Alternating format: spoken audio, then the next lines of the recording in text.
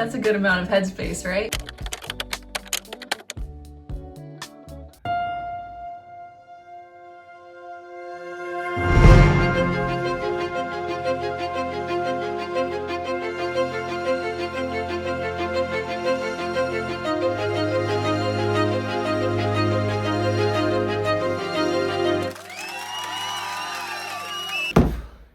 Hold on. I'm here in my blue chair with my new obnoxious blue mug. I don't even know what that quote is supposed to mean, but I think it's insinuating that I'm special, even though we're all special. And when everyone's super, no one will be. So I'm here to share a couple things that I've learned so far. I've reached 30K words and I have some thoughts. Now, I know what some of you might be thinking. Settle down. You aren't a published author. You don't even have a finished first draft. I know. Valid point. But if you hate me talking, why are you here? I have been dreaming of writing a book for 15 years. I'm not kidding. 12-year-old me wrote a story about a spy that blew up an airport for a reason I don't know to this day. And she hid the bomb in a lollipop. Clearly, I was a child prodigy.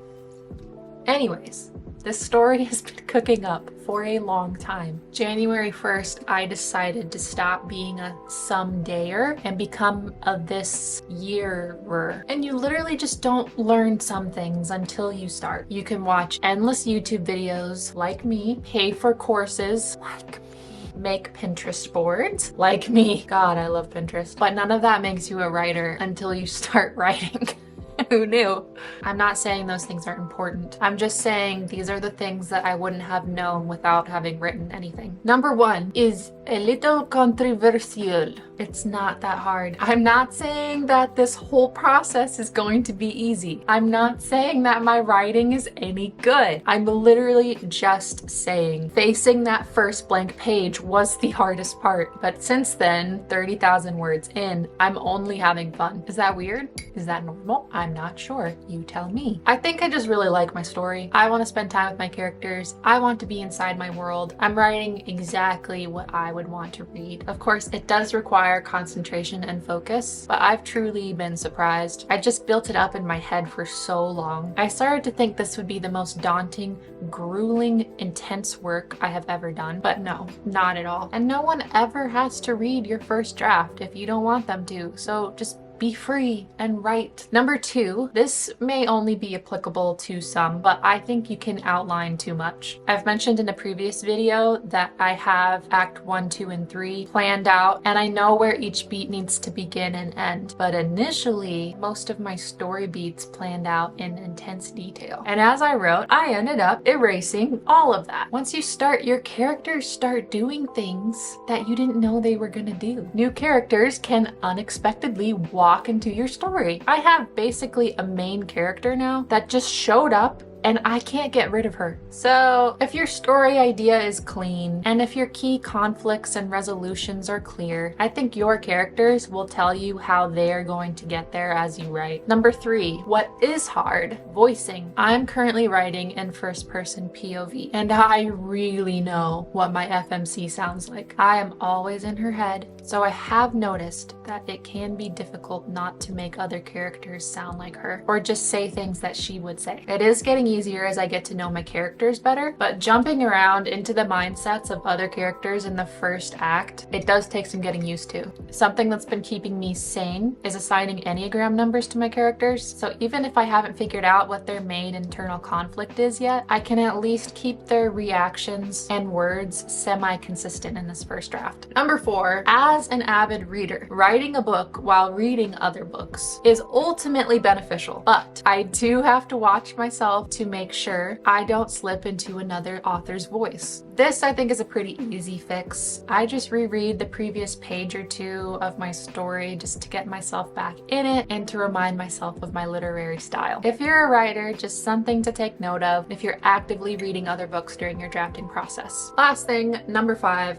take the opportunity to celebrate every small step. It's really important and it keeps you going. If you're writing, I know you've had the thought, well, I'm not published yet. I haven't written the book yet. It's just a first or second or third draft. It's not the final product. Just stop, okay? You need to be proud of yourself for taking these small steps towards a bigger goal. Celebrate a finished outline, your first page, your first chapter, your first 10,000 words. Today I finished 1/3 of my book and I just started in January. That's crazy to me. But if I compare it to being a published author, it just diminishes all the hard work I've already put into this project. Just by starting, I've proven to myself that this is something I actually want and something I can actually do. Even if you never share your story, if publishing isn't the goal, creating something from your own mind and creativity is always worthwhile. I know I'm being sappy, but I just feel like if we're only chasing the end goal or the title or the finished product, then what's the point? If you don't enjoy yourself along the way, why are you even doing it? Anyways, I'm going to celebrate finishing 1/3 of my book this weekend. I'm going to dinner with our friends. I got a new mug. I'm also going to reward myself by finishing a drawing of my map and getting it printed so I can look at it every day. Probably nothing new, probably nothing you haven't heard before, but new information to me that I've learned so far. I'm so excited to be in Act 2 because the meat is just getting juicier.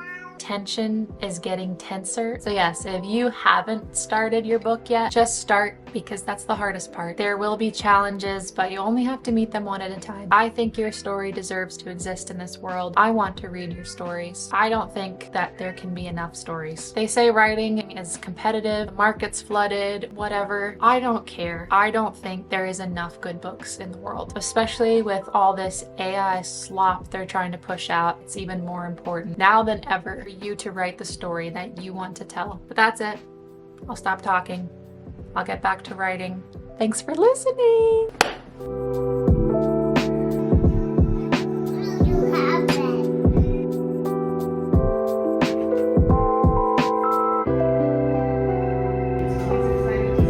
Hello, it's Monday. I'm about to get started on coloring my map. I drew the first initial sketch, I think like after the first chapter that I wrote, just because I realized I really wanted a clear visual of my landscape to help me bring the reader into my world. But the sketch was very rough. I have since cleaned it up and now I'm going to color it in. I'm a little bit torn because on one hand, I really love the type of maps like in Lord of the Rings or Throne of Glass, but I kind of feel like I want my map to actually look like it's on matte paper and have really vibrant colors, almost as if it was painted on papyrus. I don't really want it to be black and white.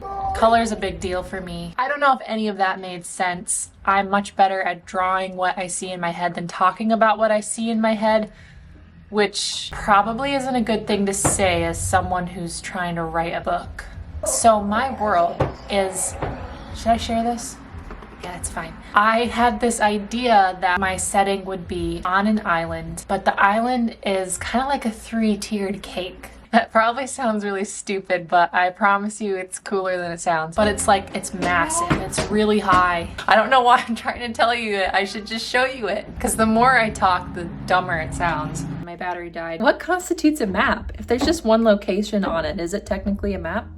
Yeah, because you could do a map of a city. So this is the sketch that I have so far. Very tiny on the top, the castle, cliff, rock face, into the extremely congregated city of Sorinth, and then the giant canopy below, and then a very long way down to the water. I really want to do my map justice. Because I don't know about you, but if a book has a sick map, I will 100% read that book just based on the vibes. I don't want my map to look super generic. Also, I don't know if I should put like those little taglines of locations, because I don't know if that gives anything away. Because if I put something like way below on the bottom near the water, the readers will be expecting us to go there.